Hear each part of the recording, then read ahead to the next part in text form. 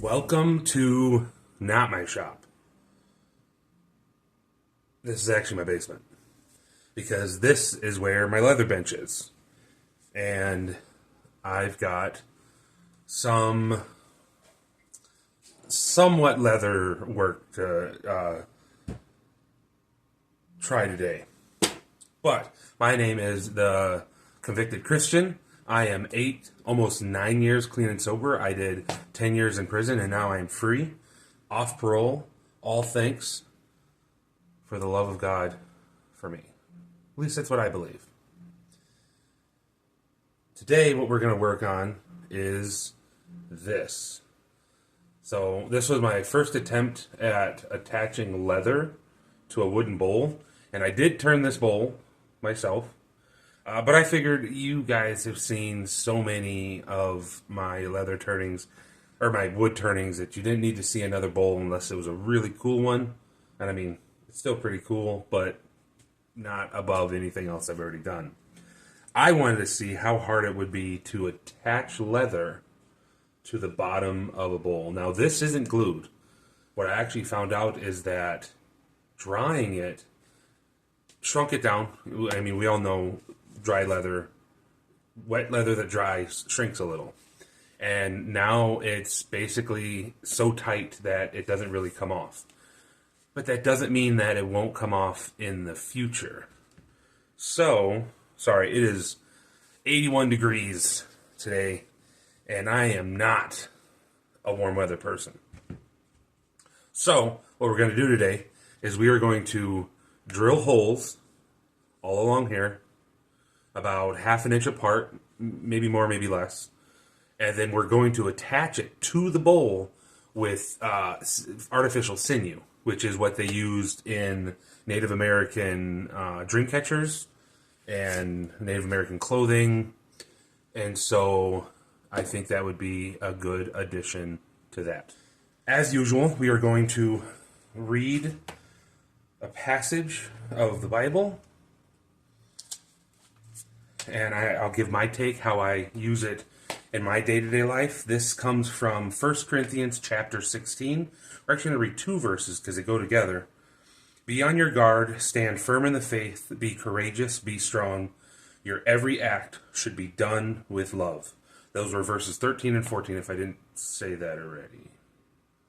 I swear, more kids you have, older you get, you just lose your memory. So, essentially be strong in the faith, be courageous, and every act should be an act of love. And that is almost exactly what I try to do every single day. You know, had I found that verse over my life verse, I probably would have had that as my life verse. And the reason why I like both of them together is because sometimes an act of love, you need courage and you need strength. You know, if my wife or my kids start going down a dangerous road and they are struggling and I can see where it's going to end them up, I'm going to say something to them. I'm going to let them know that, hey, I'm worried about you.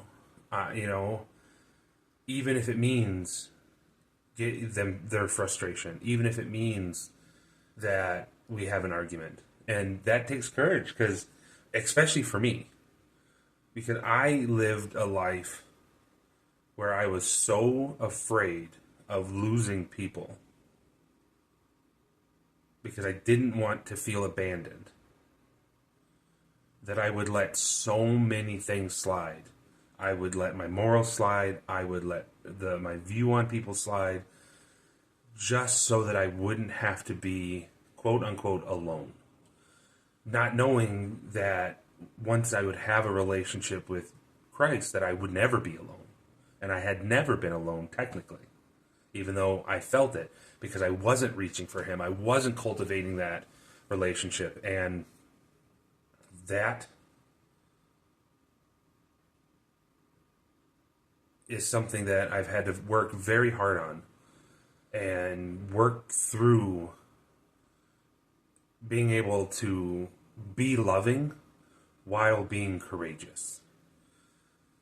It's still a work in progress. Sometimes I let things slide, not so much because it's not an act of love or because I'm not courageous. It's just not worth the effort sometimes. And that's not what that verse is saying. The verse isn't saying only act with love and be courageous and firm in the faith when it's someone that you care about. It's every situation. It's every person. And I've noticed that the more that I'm courageous in every act of love that I give, and the more acts of love that I give, a lot of my anxiety left. And the people that actually wanted to reciprocate that, and the people that actually wanted to receive those acts of love, they actually stuck around, which made it even easier. Doesn't mean that I still wouldn't do an act of love for the people that left, and I wouldn't show love towards them. But God will put people in your life where the simple things that could become a burden are not a burden. And the hard things that are a struggle become easy.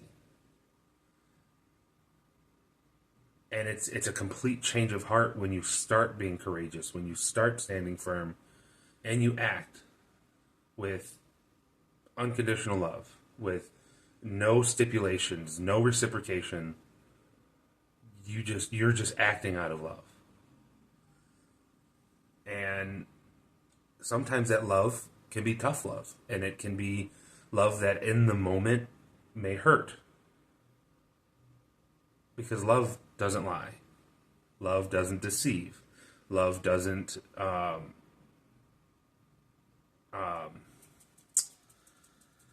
conceal itself. You know, all the things in the previous 1 Corinthians 13, all the things that love doesn't do is also acts of love.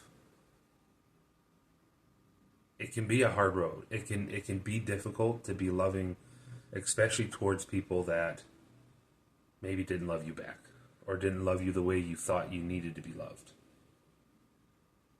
But it is possible through Christ.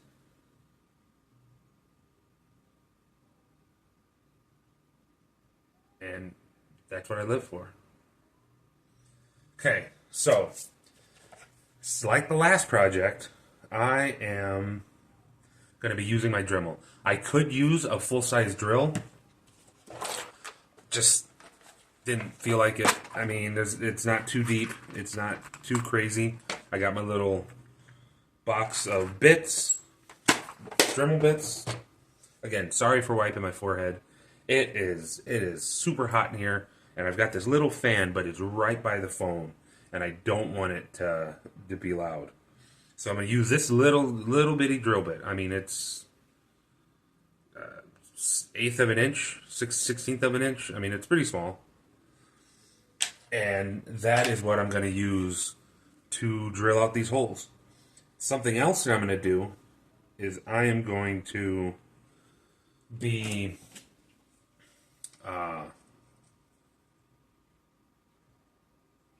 dyeing the leather a dark brown, and I will be carving in my my life verse in the back, because I believe that putting verses on things is good. Helps remind you that even in our day-to-day, Jesus is still with us, the Word is still with us, and He won't leave us. So that's all about all I need to stick out. Since I'm not going to be moving it around and engraving and stuff, I can have it pretty short because I'm going to just be doing it 90-degree angle from the surface. So let's get started. Last week I went over accountability. This week I'm going to go over responsibility. And for me, responsibility tends to fall into two categories: family and work, when I'm not talking about responsibility towards God. So what this tool does is it has these points on this wheel. So as I push it along and I push, it actually leaves, focus, these little dots. And that gives me a reference to drill through. God doesn't need me, so I'm not responsible for God. Now I'm responsible because of God, and I'm asked to be a good husband. So I finished up with the holes. Now the reason why I have two layers is because I want to make a cross pattern with that artificial sinew that will allow it to really attach to the wood. And you'll be able to see the sinew inside the wood as well, because the holes go all the way through. But I don't want the inside or the outside to cut the string, so I'm going to use that tip. It's like an abrasive tip. It'll be like sanding the edges of the holes, making them less sharp. And a good father and a good man. And so at work, I have actually wanted more responsibility. So there we go. I also did the holes in the leather itself just to make them a little bit more uniform. But these have all been, the edges knocked off, inside and out. And before we did do the artificial sinew, I'm actually going to dye the leather, because I'm going to dye it and then stamp it. I like using Fabings. It's something that you can use indoors without too much worry of it just making it really chemically smelling. It is the low VOC, and so that's what we're doing next. With responsibility, you can show Jesus in your life. The people that are following your word, following your lead. It's been dyed. I actually drilled a couple more holes that I was missing or I didn't get all the way through. But that is it. This part's probably going to be a little hard to see because I'm going to be stamping the Bible verse we actually read in the beginning of this video, 1 Corinthians 16:13 and 14. Since this was a test and I have the template for this, I should, for now on, if I'm going to carve, tool, stamp anything, I can do it off the bowl. So I'm going to take a chance and see if I can actually do this on the bowl.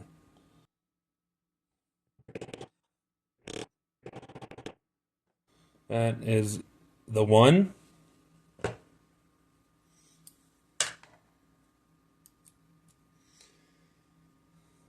And let's do the rest. They can see, hey, what is up with this guy? And that could spur them to questions. In my family, taking care of my family, doing the right thing, that all leads to me being a better father. Because it shows them that when things need to get done. So this is my first freehand stamping. And it's off by a little. That's okay. This is going to just be a gift. This isn't, no one's paying for this. But as you can see, the leather's already pretty dry on the outside. The inside is still wet, so I need to wait for that to finish drying before I put any type of seal coat on. So what I actually did was I took two strands of the artificial sinew and I twisted them together. The reason why is because I wanted it to be a little thicker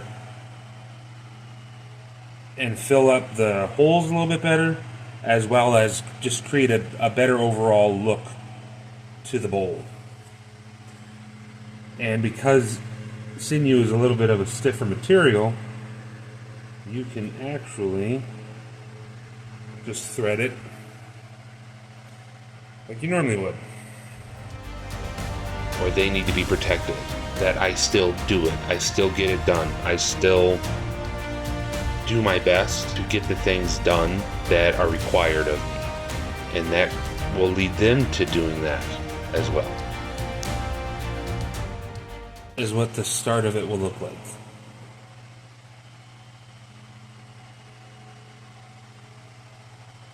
Let me get this finished and I'll come back. So there is the cross stitch. And I think it turned out pretty sneaking good. The whole thing. Off camera I forgot to show, but I put a layer of what's called resin on top of this. Oop, there it is.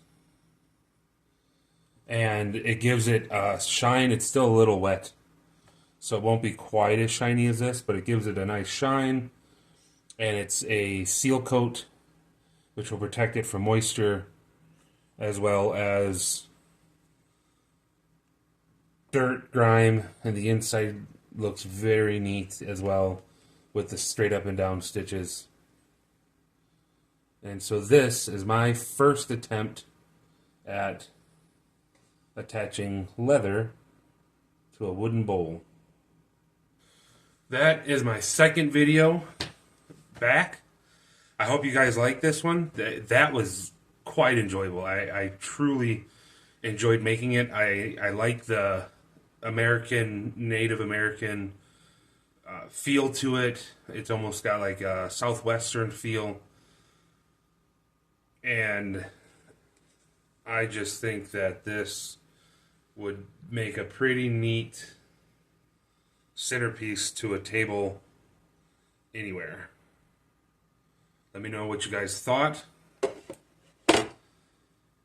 Thank you for watching this video. I was looking at some of my analytics, and I believe it showed 77% of the people that watch my videos aren't subscribed.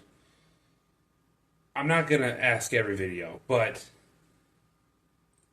support would be really helpful. If you guys could reach out, let me know if these videos are actually helping. That would be phenomenal. Other than that, thank you guys.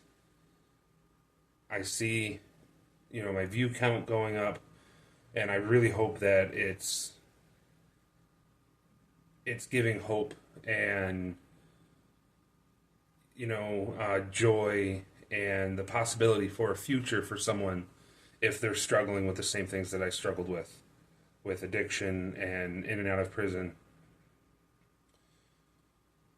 And even though you may have you may have an issue with substances, doesn't mean you can't make cool things. It doesn't mean that you can't create amazing pieces of what I would consider art, even if it's not traditional art. So thanks for watching. I believe that's the third time I've said that. But it really does come from the bottom of my heart. If you have any questions, comments, if there's anything on your mind, if you just need someone to talk to, shoot me a comment. If you like this video, hit that thumbs up.